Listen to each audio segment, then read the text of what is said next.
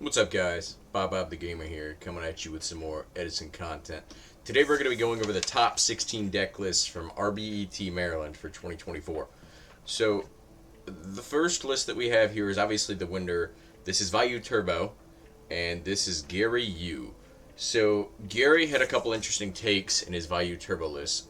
So first of all, he's side decking Charge of the Light Brigade, which is kind of odd. You've kind of seen a lot of players with Vayu go either one hamster, one charge.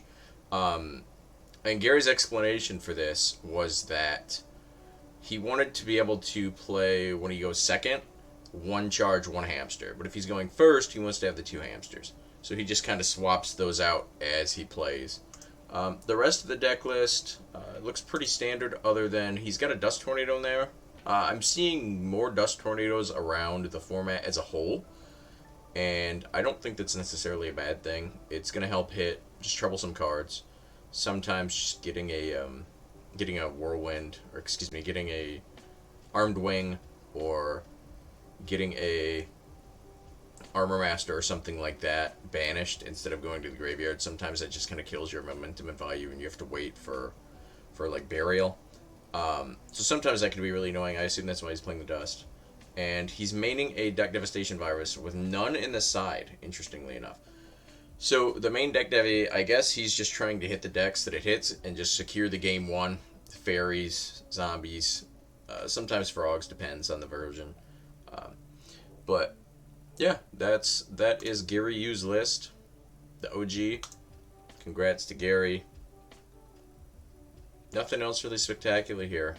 Starlight Road's pretty interesting, especially with siding into, if he sides into the other oppression. That's a little curious since that can negate that. But other than that, I mean, it looks pretty standard. Kaiku's pretty popular right now. I don't remember if it was YCS Indy or maybe it was Raleigh. Kaiku was the most purchased side deck card from vendors. So pretty interesting stuff. Congrats, Gary. We're going to go ahead and move on. This is another deck list, obviously, from here. This is Hamza K. He was on Hero Frog. I believe this is... It might not be the exact build, but it was very close to a build that Fraser Smith played. It might have been close to the Indianapolis build. I can't remember. But I know it's very similar off of the Fraser Smith, though. Fraser Smith kind of big on like the Future Fusion and the Dandelion to get the extra tokens. Future Fusion, reveal Gaia, get tokens, summon Substitute, and then you could just go off and do your whole frog thing. You can end on kind of like a harder dupe block with double dupe and Substitute. That way, next turn, if you get your Treeborn out, you can go into the Unifrog and try and pop a back row kind of thing. But very, very standard list, it looks like, for the Frog Hero. He's basically on all the Fraser Smith heroes, obviously Stratos, Malicious Edge, Prodigy, and Alias, along with your Ocean. He's on one Fader, one Gorse. I know that kind of rotates a bit for Frogs, going from multiple Faders to Gorse.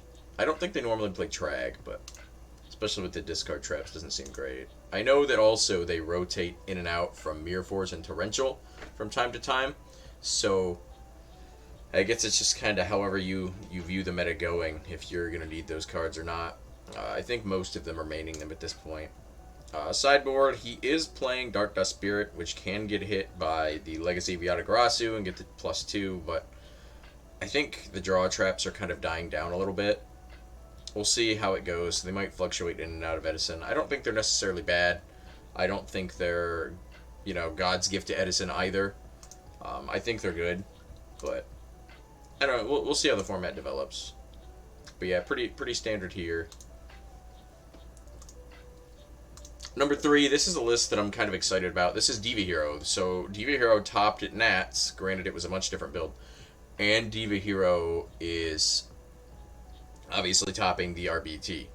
This was the largest RBT they've ever had, by the way. So the fact that Diva Hero was able to top that is pretty cool, especially with how many Vayu that were there. But he's running, I believe this is more of like the televisual style list. You can see he's on the Gravekeeper little engine here. I personally, any experience that I've had with this, it's not been great for me, to be honest, because I always draw Descendant. And then the spies are just kind of like, I mean, they're still 2K defenders, which I guess is nice. It's good for Caius, but you're down on the Caius as well, so I don't know about 2 Caius in this build. That seems a little strange to me. You're on double evil hero guy. You're on the spies. You would think that Caius would be fantastic in this build. But, you know, having Tahir top with Diva Hero is super cool, so kudos to him. Once again, we see the main deck Dust Tornado. He's on a single discard trap. I actually do like this in Diva Hero and Zombie Diva Hero. Sometimes 2 is cool, because what's the saying? If you play 2, you'll see 1. If you play 1, you'll see none. And if you play 3, you'll see 2. I personally don't always want the discard trap when I'm playing Zombie Diva Hero, so I think that 1 isn't bad. I think that it's kind of nice, actually, because you don't want to discard all the time. Sideboard, he's on Deck Devi. I know a True Hero typically mains Deck Devi for Diva Hero, but it looks like he felt pretty comfortable with that. A lot of Flameville ooh over here this tournament, because RBET was playing on Modern Time rules, so it was end of phase, so you're just trying to get that extra damage in if you've got to rush to battle phase and then go there. So that I don't think is a bad idea. I think he's going to become pretty popular in tournaments where they know the time rules are going to be more modern based, which are trash. Definitely prefer the old Edison style, but it does take longer, so hit and miss. But yeah, pretty cool list. I like it. I'm a little surprised that they didn't try to squeeze a Gale in here with the spies. Going Gale into Arcanite could be really cool, but I've not really tested that out to see if that would be worth it, but something to consider. It's another tuner, and obviously it's an allure target and whatnot. And if you brain or mind control a Blackwing monster, which Blackwings are still very popular, you can just special the Gale out, so it can be pretty good. We're going to move into list 4. This is the last of the top 4. So this is William. He's on pure Lightsworn. So Carpath did a video with William. I will link that in the description below. William said that Beckoning Light was not very good for him. He didn't like it. He wished it actually was a 3rd reincarnation. So he said in the future he's going to try and test out 3 reincarnations and just ditch the Beckoning Light altogether. That can help when he goes into the sideboard and he goes into decrees. As well as sometimes you just don't want to ditch your entire hand, and it's much slower. You know, you have to set that and you have to wait. But overall, he's just kind of on all the bombs with Lightsworn. He's on the Double Judgment Dragon, obviously, and he's doing triple Celestia, triple Wolf. He said, I'm just going to embrace the bricks, right? It's going to brick sometimes, and that kind of sucks, but it is what it is. When you plus off of them, it's crazy. He is on Cold Wave, which I think is mandatory in Lightsworn decks. This card is just too good. Doing Cold Wave into Celestia or Judgment Dragon, it just feels so good. You're just getting so far ahead. The draw traps kind of do counterbalance that, but again, I think those are kind of going away. He's on Triple Consecrated. He said, I do not want to lose to Blackwing. Triple Consecrated plus Decree. That's a tough spot for Blackwings to be in. So I think that was a pretty good idea. Iron Wall, I love in Lightsworn. This stops all of the soul release. It stops the crows. It stops all that stuff. Obviously, you have to draw it, not mill it, but the Mask of Restrict is a little curious here. I don't know if he sides out Celestia versus Frogs. I'm not 100% sure on this, but I would guess that if you tribute a Lightsworn and hit like a dupe Frog or a dupe lock, since she's milling right afterwards, I would imagine it's similar to Raikou and those mistimings. So I don't know if Mask of Restrict is the play here. I'm not really sure why he did that choice, but you know, I'm sure he's a better Lightsworn player than I am. So that's your top 4. Congrats to William, Tahir, Hamza, and Gary. We're going to move on to top 8 here. So this is a deck list I am super, super excited for. So I love Zombies. Zombies is my favorite deck in Edison, and honestly probably of all time. And I do like the Instant Fusion build. I know in a previous video from Nats I was talking about how I felt that Zombies needed to go kind of either Ultimate Offering or Instant Fusion, and I think that's still kind of true. Instant Fusion, I don't know if it's better than Ultimate Offering, but what I do know is that it generates the monster. And a lot of times when you have Ultimate Offering, if you don't have a monster to combo with, it just kind of sits there dead. So instant fusion, generating the monster, generating the Reaper on the Nightmare, making that a proper instant fusion summon so you can Mizuki it or you can Book of Life it. And Fitz being on 3 Book of Lives here, that's huge. You're going to be able to get out the Reaper on the Nightmare. And it's just a generic extender. So I really like this build. It looks super good. Double Dust Tornado. Again, the Dust Tornado is coming in. There's a lot of Dust Tornado in this tournament. But I think Fitz did a great job with this Diva Hero instant fusion zombie list. I know he was playing this in the past. It looks like he's gone to 4 Monarchs. He's gone to a Ryza. My guess for this is that he always wants to be able to convert off of the Recruiter for the Goblin Zombie, the instant fusion, or just having Book of Life. He wants to be able to always have a way to convert that outside of just synchroing. And it looks like it paid off for him. Triple D Prison. Yeah, it looks like it's a really good combination of defense and ways around oppression. Sideboard, I actually do like Transmigration Prophecy. I know it's been kind of getting a lot of crap for a while, but a lot of players are kind of moving to this, either in conjunction with or instead of Crow. I think in certain decks it can be really good. So I played this. I have a Flameville Instant Fusion Zombie list. There's a video link to that if you want to check that out. But I played Transmigration in that because it has added benefits that it can send back any 2 cards. So in that build, for example, you have Book of Life. So does Fitz. Or you have like Rekindling. So it can recycle back one of your power cards and just allow you to go for more extension plays through there, as well as being a disrupt and acting like a pseudo DD Crow. Plus it's chainable. And it hits 2 things, so if they have a Vayu, Sirocco, and Grave, or they have a Vayu and 2 Siroccos, you can hit both a Vayu and a Sirocco, and they have to get a Vayu back in Grave. So, you can do a lot of things. The Trap Hole here is pretty cool. He must have this in for Blackwing. I guess you could say Lightsworn as well, but you don't typically want to put them in Grave. But Trap Stun's a pretty cool card. I think it's good. I remember back when we played normal Edison, it was a pretty good card. And so I like having the one in there. The Gladiator Beast player, I believe his name was Mike from Top 4 from Nats, also played a Trap Hole. DD Assailant is starting to see some additional play. I like DD Warrior Lady better, I think, but she does get hit by Deck Devi, which zombies can have an issue with, so that must be why the Assailant's in here. And yeah, siding the Solemn. I don't know what you side that in against. Frogs, maybe? Starlight Road, obviously, is another Blackwing card. And then he's just playing no Doom Kaiser. I don't know if that's correct.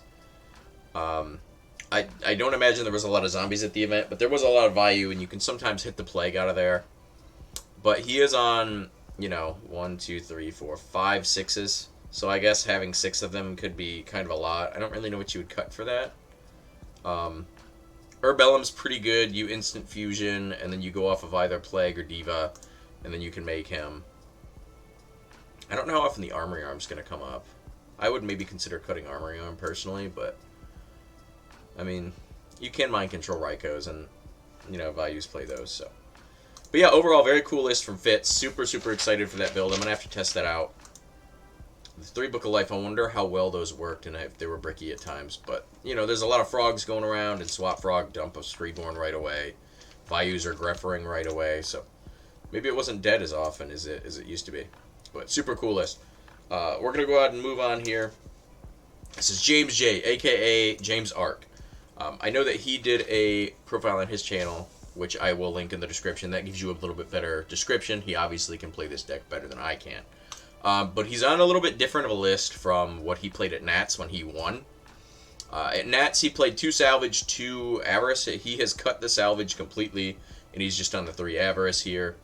He's still on 1 Econ. I believe he played that at Nats. I'd have to double check that. And at Nats, I know he favored Regeki Break, and it seems like he's moved more towards Wing Blast here. So, changing things up a little bit. I know he sided the Light and Darkness Dragons at Nats. It looks like he's elected to main those, and he's went down to 1 Junk Synchron. And he's still on the 1 Deathfrog. I know this is used to try and get to Colossal plays with Synchros, or sometimes you just need it to beat over things. 1900. I mean, it's not huge, but it's not nothing for sure. 1900s are pretty good in Edison format, so being able to pump that out with Substitute and then either make your synchro plays or go for like Colossal Armory Arm, which he's got the one Fishborg. He said he didn't want to rely on it, but he still wanted to have the plays when applicable. So it's kind of more of like it's just like a nice little addition to the deck versus just being the main focus. It kind of seemed like it was more of the main focus at Nats, and I think he kind of moved away from that a bit. He swapped back to Yada versus Jar. 99% of the time, it's not going to make a difference, but I do like the inclusion of Consecrated. He's playing 1-for-1 in this, so being able to 1-for-1 Consecrated out is pretty good. And yeah, it looks like he, along with a lot of other Frog players, are moving to the Water Art. This card's pretty good, kind of like a Dust Shoot type card. And if you manage to keep a Treeborn out and set this, then you could just tribute that. You know, even if they try to like Caius your Treeborn or something, you can chain this. So, pretty good card. 1D Prison, he said that's for Blackwings. And yeah, I mean, I think that's pretty much it. No Cyber Dragons in the side. He must not have been afraid of Machina. But yeah, very cool Dream Frogs. The list is obviously real. It keeps topping. And James might be the only one who could pilot it super well, but he's doing a damn good job. So, way to go, James. I'll be sure to link his video in the description. Next deck list we're going to talk about in top 8 is Jesse F. They played Machina Turbo. So, I've seen other lists play similar things here with the Avarice and the, you know, Devil Force. You basically throw in Machina Fortress and Graveyard. You pot a Avarice back, your Raikos and your Hamsters and your Caius that fuel your graveyard. And then this just acts as like a Monster Reborn for Fortress. And Fortress can be very difficult for a lot of decks to out. It's a really good card that either rips from your hand and allows them to look at it and get knowledge, which is crazy. Or when it's destroyed by battle, you could pop a card. So it matching Stardust and Ab-Zero for that's pretty relevant. So this card can be quite the pain if you can't get over it. But yeah, that's kind of the base idea with this deck list. He is on charge. A lot of deck lists are either citing Aaron or Lilas. He's obviously on 2 Lilas, so he's not worried about citing them. But I really like the Aaron side. It's pretty good for zombies. It can be good for frogs if you can get one of their dupes face down or something. If they still maintain sub, obviously they can get it back out. But you don't really want to be drawing dupe frog after you've dumped all your frogs. So, but yeah, I really like Aaron. I think she's pretty good. This card does not stop Raiko. Raiko still flips and then activates, but it does not stop the effects. But it's still a really good card. It bounces a lot of different things. Kaiku's all over the place here. I like Kaiku. I think he's a good card. And then he's on the Compulse to make sure that, say, his gear frame or his Fortress gets bottomless. You hit the gear frame, you can do it again. And then Fortress just saves Fortress, and you can obviously use that to pitch again if you have another machine. He's on the Tempest Magician, and again, you see the Flamevale Uwu guy. So, pretty cool deck list. I really like Machina. I think it's a good deck list, and I think it's a good deck in general. And I'm looking forward to see how this continues to perform. Seeing really mixed results with Cyber Dragons. A lot of people are like playing 1, I've noticed, which is interesting. Kind of helps make this deck a little bit stronger. Alright, moving on. We're going to go to Antoine B. So Antoine B was on Vayu Turbo. There's a lot of Vayu Turbos here. There was, let's see, 1, 2, 3, 4, 5 Vayu in top 16, which is crazy because at Nats, I think there was only 1 in top 3. But there's just kind of some of the differences here. He's on charge. Some Vayu are choosing to drop this or side this. He's on the 1 Hamster, 1 charge. He's on 3 Vayu. He's on Chaos Sorcerer. And he's on no main Oppression, which is very strange. And he's on Icarus Attack. In my future Vayu video, I talked about how I felt either Vayu was going to end up maining virus cards such as Deck Devi or Eradicator, or 2 Royal Oppressions. Clearly, the people at the tournament did not believe that was the case, and a lot of them, well, I shouldn't say a lot, multiple people sided both oppressions. So I think the logic there was they were going into frogs, they were going into Blackwing, and they were going into the mirror match and didn't want to have, the two oppressions there. So kind of understandable there. Other than that, not much to say about this list. Sideboard looks really clean. Double deck Devi in the side. He's on 2 Armwing and Fortress Dragon. I personally like 3 Armwing, but it can be a little tight when you fit that in there. So we're going to move on here. We're going to go on to the top 16. This is Rob the Man's list. Rob the Man typically plays Dragons. You've probably seen him before. I believe he's topped in RBT before, or at least he's gotten close. Rob's on Vayu Turbo.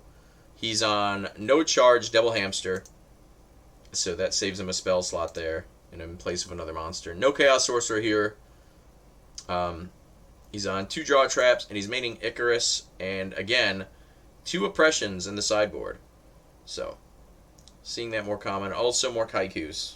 Seeing a lot of Kaiku going around. But yeah, other than that, it looks pretty standard. Here's another Flamevell Uwu guy. He's on the standard, 2 Grepher, 2 Arma.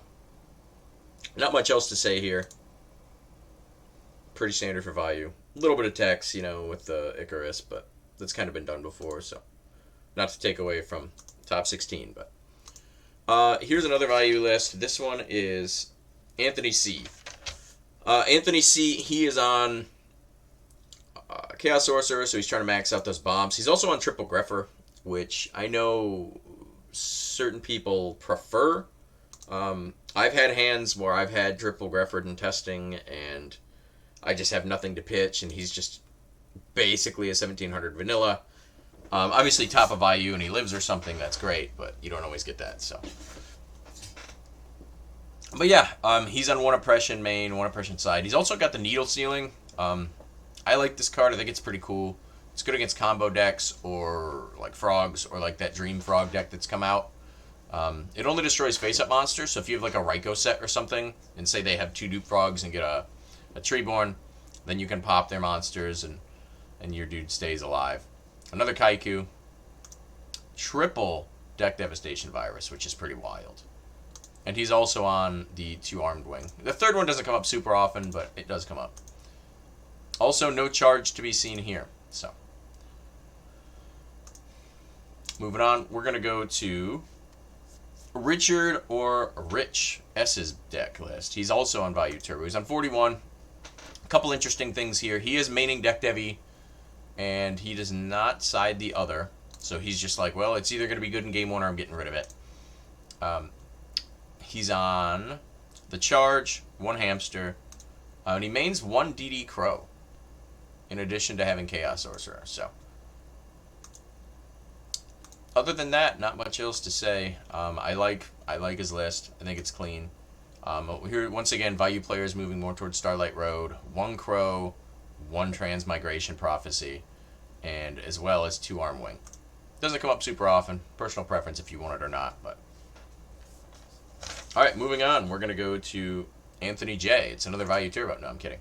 Antony J played Herob Beat. I actually am super excited about this list, and I'm not a Herob Beat guy. I think the deck's kind of boring. I don't think it's super fun. But this list looks fun. I like some of the inclusions he's got here. He's on Skill Drains, which kind of wins games by itself. Skill Drains is a very powerful card. And he's on Gemini Lancer. I really like this card. It's nothing crazy, right? It's a water, it's a Gemini, and it can get piercing. So, and he's an 1800. So it makes your Gemini Spark a little bit more alive. The piercing can come up against things that run Dandelion or, Vayu Turbo, you hitting into Raikous and things like that. And with the time rules being what they are, I think it's a really good inclusion. I would maybe consider playing one more, but I haven't tested this deck myself. Like I said, I'm not a Herob Beat player, but this list makes me kind of want to try it. The Thunder Kings in the main are interesting, just good things to stop synchros or stop things from drawing. It can be good against frogs early game or other Herob Beat, if they can't get to their Alias or their Stratos. A lot of the times they're substituting these for like 3 additional Stratos, so that can shut them off. So I don't know, he must have just played around it, but he's on 2 Draw Traps, Starlight Road in the main to help protect that skill drain, and the rest of it looks pretty standard. But I think that those inclusions, like the Gemini Lance, are super cool card. The sideboard, he's playing Oppression, which I like. He's only on 2 Miracle Fusions and the Future Fusion, so sighting into the 1 Oppression can be pretty good. Once again, Transmigration Prophecy over Crow. This is probably pretty beneficial in this matchup because it could put back Miracle Fusion or something like Skill Drain or something like that. Sighting the Heavy Storm. I noticed a lot of trap heavy decks do that, including Beast Mode. Beast Mode's Ultimate Offerings. He did play Heavy Storm on the side. And we're seeing more Consecrated Light. Decks just don't like losing to Blackwings. I don't know how often Wrapped in this is going to come up. I guess if you did the mirror match, or if you have 2 Alias, but I don't know when you would want to do that. Like, he's not on Super Poly in the side, so I'm not really sure how often that's going to come up. But, I mean, the rest of it looks fine. You could throw in another Fortress Dragon or another Gaia because you don't play any tuners, but, you know, is what it is, I suppose. Cool deck list. Alright, moving on. We're going to go to Dragon Turbo. This is Dimitri A's Dragon Turbo list. So, looking at the top, it looks a little bit standard, but he's got a couple cool things here. He's got Wyvern, which I really like in Dragon Turbo. If things go extended or somehow your push doesn't go through, say they Threatening Roar and have like a decent clapback or something, Wyvern can sometimes just get you there, and it's a one-of, so it's nice to be able to discard at the end of the turn when you have more than 6 cards in hand, or if you card Destruction it or things like that. Still on the 1 Vortex Trooper, Gorz and Trag. I think that's pretty standard. I think a lot of builds are moving away from just Trag and going into Gorz as well. Maybe they just wait and let you attack them, and the next they drop the Gorz, and the next turn they go off and have the Drago, and the Gorz and the token are just extra damage to make sure you die. Standard stuff here. 1 Instant Fusion versus 2. I've seen builds with 1, ones with 2. I don't know what's correct, to be honest there. This deck's really hard to play. Vortex in the main, I like that. I think that's pretty common, but I'm not sure. But I like it. I think it's good to just be able to clear threats like Christia or Vanity's Fiends or things like that. Sideboard, you see, there's some kind of unique choices here, I think. Solemn's in the side, which is interesting. Mask of Restrict. I don't know how often you're going to end up using this against Frogs, but I guess you could. Decrees, I think, are kind of nice. You don't play like any trap cards, so I don't think there's really a reason not to. Prime Material is good in some matchups. And then, your other Dragos against dark-based deck, zombies, and, Vayu Turbo, things like that. And it looks pretty standard for the extra deck as well. I'm not really sure when you would go to the Ojama King. He's a 6-star. I guess to make a 7-star with Whitestone. If you wanted to Black Rose or something. I could see that coming up. Not very often, but I could see it. Same thing, you're playing Musician King, which is a 5-star. I guess that's just to make a 6. But typically when you see Musician King, he's paired with Arcanite Magician, which obviously he's not, and I don't really think he should be. I mean, couldn't make Arcanite with that, so. But yeah, cool list. I like it. I like the Wyvern. I think that was a good call. And obviously it ended up paying up for him. He made top 16, so. Moving on, we're going to go to the first of the Blackwing lists. So this is Luke F's Blackwing list. So he's on 5 draw traps at 41. He's still on 3 Icarus, and he's on 2 Vayu. Still on Solemn Judgment. A lot of decks are moving away from that card, but it looks like he's elected to keep it. Sideboard, Banisher the Radiance. This card, I think, is going to see a lot more play. It's just really good into things like Recruiters, or things that want to send to grave. It really hurts things like Armageddon Knight and things like that. They kind of have to have the Grepher. Not maining a oppression, which seems pretty uncommon for Blackwing. And, you know, he's got the 2 deck Devi in the side. Short of that, looks pretty standard. But 5 draw traps, you know, it's going to get you to your stuff. 5 draw traps plus 3 blizzards still. That's a little bit interesting. A lot of the decks that would go for the draw traps would drop blizzard too, but it looks like he elected not to do that, and just maybe that's his 41st card. But yeah, good stuff. Moving on. This is just a Frog Hero Monarch deck. So it's a little bit different than the other list that we had. This deck is on Malicious, which obviously is a big difference. I've seen a lot of hero lists moving away from, you know, the Prodigy line and going to Malicious instead. I don't know that that's necessarily correct, but ditching Mally with a discard trap and obviously sending it off Future Fusion always feels super good. So he's on the 6 Monarchs. Monarchs I feel like are sometimes the strongest version of Frogs. Don't get me wrong, Absolute Zero is an incredible card, but some decks deal better with him than others. And just having Monarchs, it kind of ensures that your Malicious has something to do, or your Treeborns are kind of always getting value. Also on the 1 Junk Synchron. He is playing 1-for-1, but no Consecrated in the side. I guess he was a little worried about the Mally, or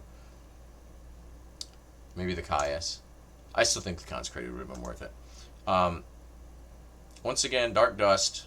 Again, could run into Yadas, but I guess he's like, well, I'll just risk it. I'm blowing up their field, so it's probably just worth it. Triple Vanities, no Fossil Dynas.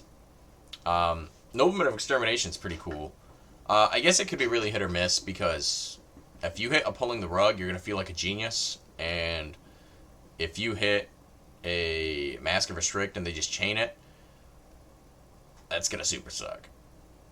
So I guess, you know, high risk, high reward, but the card's really strong. I'm surprised it doesn't see more play in Edison. Once again, the Water Art and Karma Cut. This card, I think, is really good. It's really nice to be able to side out some of your discard traps and move into Karma Cuts, especially in the mirror match for Frogs. Being able to hit both Treeborns is really nice. So, but yeah, once again, Flamevelt, ooh, people just worried about those time rules. And then the last deck is Blackwings by Cameron Saunders. So I think this deck is awesome. This might be how I build my Blackwing deck.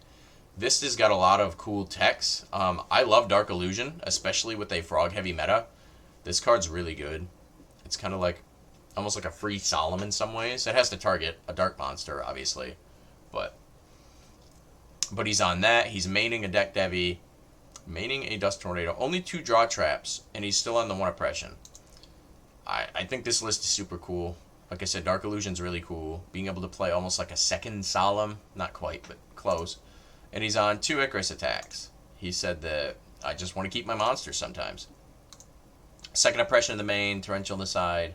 Second Oppression in the side, Torrential in the side, Light Mirrors. Didn't want to lose to Lightsworns. I heard there was a decent amount of Lightsworn players at the event.